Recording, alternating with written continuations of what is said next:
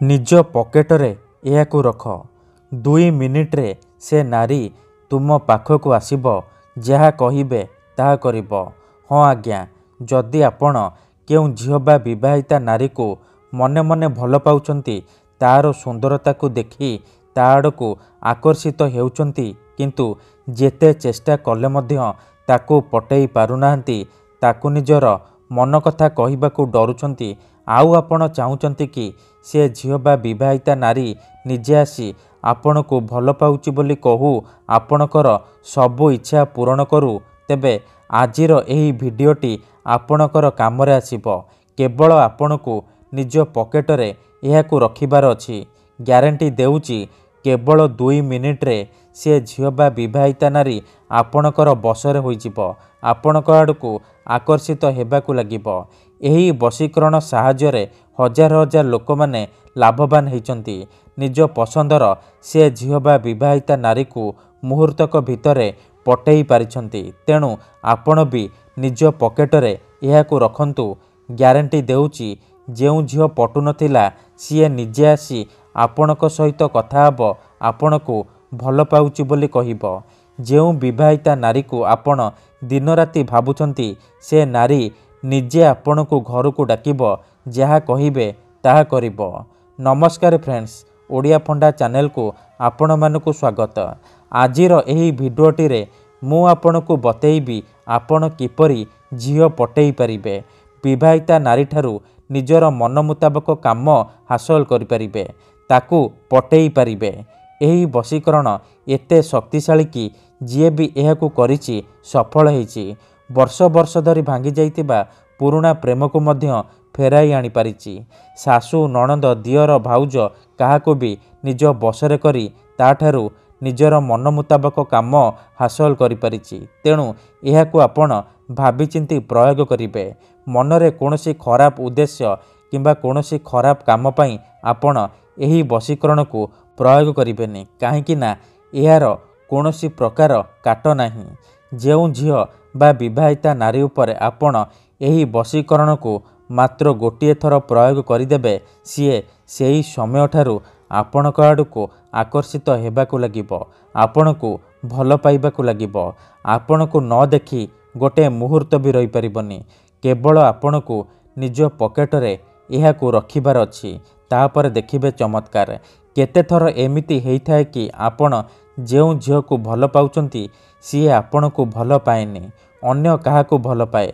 आउ आपण ता पछरे गोड़ेई गोड़ेई निजर सबु समय सारी दियंती, किंतु से झियो को पटई पारंतिनी। जदि आपण भी एही परी परिस्थिति रे पड़िचंती, जेते चेष्टा कले मध्य झियो पटई पारुनाहांती, तेबे मात्र थरे निज पकेटरे एहाकू रखिकी देखंतु। ग्यारंटी देउची से झियो निजे आसी आपणक सहित कथा हब, आपणकू भल पाउची बोली कहिब। आपणक प्रेमरे एमिति दीवानी हेइजिब कि आपणकू छाड़ी गोटे मुहूर्त भी रही परिबनी।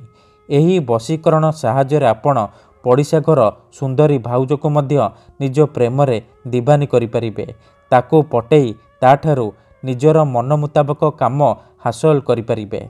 तेबे एही विधि को आपण किपरि करिबे, एहार प्रयोग विधि कौन मु आपणकू बतेइबी। संपूर्ण प्रयोग विधि ठीक भाबरे बतेइबी। जानिबा पई मोर आपण मानकू अनुरोध कि आपण भिडियोटी को मूलरू शेष पर्यंत पूरा ध्यान सहित देखिबे, तेबे जाए कि आपण संपूर्ण प्रयोग विधि जानि परिबे।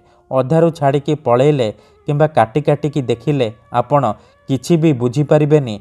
परे आपण कहिबे, गुरुजी आपणकर बशीकरण काम करूनी। देखंतु, बशीकरण करिबा पूर्वरु गोटिए छोटिया कथा मने रखंतु। बशीकरण एमिति सेमिति काम करेनी। मनरे संपूर्ण विश्वास, निष्ठा आउ एकाग्रतार सहित आपणकू एही बशीकरण करिबाकू पड़िबो। तेबे जाई मु आपणकू ग्यारंटी देउची, आपण जेउ झियो बा नारी को पटईबाकू चाहुचंती, ताकू अति सहजरे निज बसरे करि परिबे, ताकू पटई पारिबे। ठीक अछि, तेबे मने रखंतु एही बशीकरण को आपण केउ भी बाररे करि परिबे, किंतु जेबे भी करिबे सूर्यास्त परे राति समय रे करिबे। ठीक अछि, तेबे मने रखंतु एही बशीकरण करिबा पई आपणकू किछि सामग्री दरकार, जेमिति कि खंडिए कला कपड़ा ପାଞ୍ଚଟି କଳା ଗୋଲମରିଚ, ଖଣ୍ଡେ ସାଧା କାଗଜ ଆଉ କଳା ରଙ୍ଗର କଲମ। ଏତିକି ଜିନିଷ ଆଣି ସାରିବା ପରେ ଆପଣ କ'ଣ କରିବେ, ନିଜ ଘରେ କୌଣସି ଏକ ଜାଗାରେ ଚୁପଚାପ ବସି ପଡ଼ିବେ, ଯେଉଁଠାରେ ଆପଣଙ୍କୁ କେହି ଦେଖିବେନି କିମ୍ବା ଅଧାରୁ ଡାକିବେନି। ପ୍ରଥମେ ଆପଣ କ'ଣ କରିବେ, ଯେଉଁ କଳା କପଡ଼ା ଆଣିଛନ୍ତି ସେ କଳା କପଡ଼ାକୁ ନିଜର ସାମ୍ନାରେ ରଖିବେ। ତାପରେ ଯେଉଁ ପାଞ୍ଚଟି କଳା ଗୋଲମରିଚ ଆଣିଛନ୍ତି ସେ ପାଞ୍ଚଟି କଳା ଗୋଲମରିଚକୁ ଡାହାଣ ହାତରେ ମୁଠେଇକି ଧରିବେ ଆଉ ଆଖି ବନ୍ଦ କରିକି ସେଇ ଝିଅ ବା ନାରୀକୁ ମନେ ମନେ ଭାବିବେ। ତାର ମୁହଁକୁ ନିଜ ମନରେ ଭାବିବେ।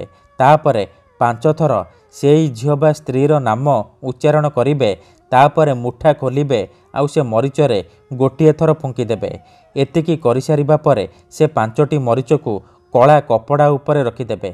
ତାପରେ ଯେଉଁ କାଗଜ ଆଣିଛନ୍ତି ସେ କାଗଜରେ କଳା କଲମର ସାହାଯ୍ୟରେ ଗୋଟିଏ ମନ୍ତ୍ର ଲେଖିବେ।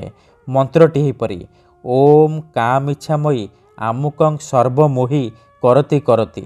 ଆମୁକଂ ଜାଗାରେ ଆପଣ ସେଇ ଝିଅ ବା ସ୍ତ୍ରୀର ନାମ ଲେଖିବେ ଯାହାକୁ ଆପଣ ନିଜ ବଶରେ କରିବାକୁ ଚାହୁଁଛନ୍ତି। ମନ୍ତ୍ରକୁ ଲେଖିସାରିବା ପରେ ସେ କାଗଜକୁ ଭଲ ଭାବରେ ମୋଡ଼ିକି ସେଇ କଳା କପଡ଼ା ଉପରେ ରଖିଦେବେ। ଏତିକି କରିସାରିବା ପରେ ସେ କଳା କପଡ଼ାକୁ 3ଟି ଗଣ୍ଠି ମାରିକି ବାନ୍ଧିଦେବେ। ତାପରେ ସିଏ ଯେଉଁ ପୁଟୁଳିଟି ହେଇଯିବ ସେଇ ପୁଟୁଳିକୁ ଆପଣ 3 ଘଣ୍ଟା ପାଇଁ ନିଜ ପକେଟରେ ରଖିବେ। 3 ଘଣ୍ଟା ପରେ ଆପଣ କ'ଣ କରିବେ, ସେ ପୁଟୁଳିକୁ ନେଇକି କୌଣସି ଏକ ବରଗଛ ବା ଓସ୍ତ ଗଛ ମୂଳରେ ରଖିଦେଇ ଚୁପଚାପ ଘରକୁ ଫେରି ଆସିବେ। ଏତିକି କରିକି ଦେଖନ୍ତୁ, ଗ୍ୟାରେଣ୍ଟି ଦେଉଛି ଏପଟେ ଆପଣ ଏହି ବିଧିକୁ କରିବେ, ସେପଟେ ସେ ଝିଅ ବା ବିବାହିତା ନାରୀ ଆପଣଙ୍କ ଆଡ଼କୁ ଆକର୍ଷିତ ହେବାକୁ ଲାଗିବ। ଧନ୍ୟବାଦ।